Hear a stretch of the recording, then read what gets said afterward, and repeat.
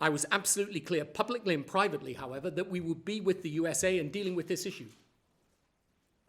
And I made that clear in the note to President Bush of the 28th of July 2002.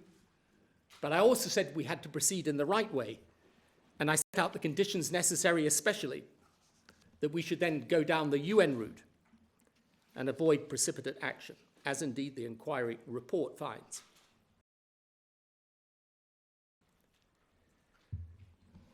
So, as again the inquiry finds, I persuaded a reluctant American administration to take the issue back to the UN. This resulted in the November 2002 UN resolution 1441, giving Saddam, I quote, a final opportunity to come into, I quote, full and immediate compliance with UN resolutions and to cooperate fully with UN inspectors. Any non-compliance was defined as a material breach. Finally, and only under threat of military action, Saddam permitted inspectors to return. But his cooperation was neither full nor immediate. See the report of the inspectors to the UN in January 2003 and that of the 7th of March 2003, again referred to in the body of the report.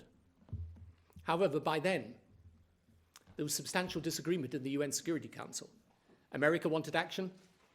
President Putin and the leadership of France did not. In a final attempt to bridge the division, I agreed with the inspectors a set of 6 tests based on Saddam's non-compliance, with which he had to comply immediately, which included things like interviews with those responsible for his program, and which up to then had been refused, except in country where obviously these people would be subject to intimidation. Now the inquiry finds that as at the 18th of March, war was not, and I quote, the last resort. But given the impasse at the UN and the insistence of the United States for reasons I completely understood, and with hundreds of thousands of troops in theater which could not be kept there indefinitely, it was the last moment of decision for us, as the report indeed accepts. By then, the US was going to war and to move with us or without us. Now, the inquiry finds that going to war without a majority of the UN Security Council in agreement undermined the authority of the UN. The reality is that we, Britain, had continually tried to act with the authority of the UN. I successfully convinced the Americans to go back to the UN in November 2002, as I said, and after the initial conflict, it was again Britain which put UN authority back in place for the aftermath, so that from June 2003, British troops were in Iraq with full UN authority.